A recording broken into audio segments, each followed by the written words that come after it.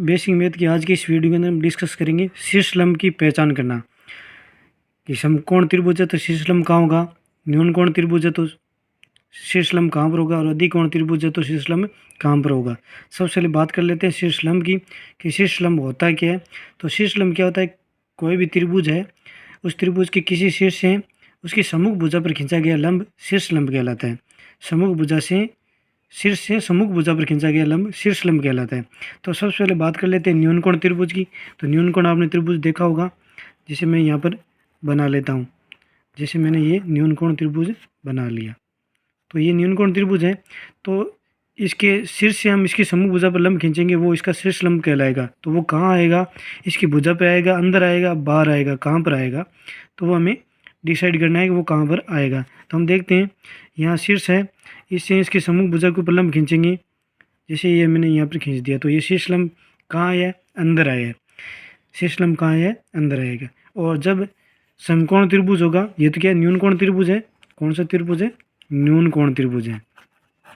और जब समकोण त्रिभुज होगा उस कंडीशन में कहाँ होगा, तो आपको ध्यान से समझना है। समकोण त्रिभुज होगा, जैसे मैं यहाँ पर समकोण त्रिभुज बनाता हूँ, तो इस कंडीशन में कहाँ होगा, इस कंडीशन में आपको पता है, यहाँ पर आपको समकोण त्रिभुज में यहाँ पर 90 डिग्री का कोण होता है। तो यानी समकोण त्रिभुज में यहाँ पर जो शीर्ष लंब है वो कहाँ पर आया है, भुजा के ऊपर आया है।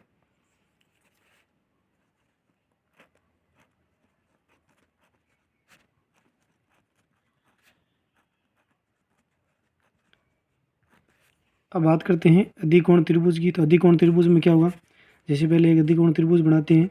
अधिकोण यानी 90 डिग्री से बड़ा कोण। तो जैसे मैं ये एक अधिकोण त्रिभुज बना लेता हूँ। तो अब अधिकोण त्रिभुज में क्या है, ये अधिकोण है। अब यहाँ से जैसे इस शीर्ष से हम इस शीर्ष से लंब खींचे, तो यहाँ पर कोई भी भुजा के ऊपर नहीं जा सकता, इससे होगा नहीं। तो हमें क्या करना होगा, यहाँ से खींचना होगा। तो यहाँ से खींचना होगा, तो ये शीर्ष लंब है, वो इस भुजा आगे बढ़ाएं तो उस भुजा के ऊपर मिलता हुआ प्रतीत हो रहा है। तो शीर्ष लंब है वो यहाँ से ही खींचा जाएगा। और इसमें शीर्ष लंब है वो कहाँ पर आया है, त्रिभुज के बाहर आया है। तो आपको समझना है कि शीर्ष लंब वो कहाँ होगा, उसकी पहचान कहाँ होगी, यानी कहाँ पर होगा। तो न्यून कोण होगा तो उसके अंदर होगा, समकोण में भुजा के ऊपर होगा, और अधिकोण त्रिभुज होगा उसके अंदर क्या होगा, त्रिभुज से बाहर होगा।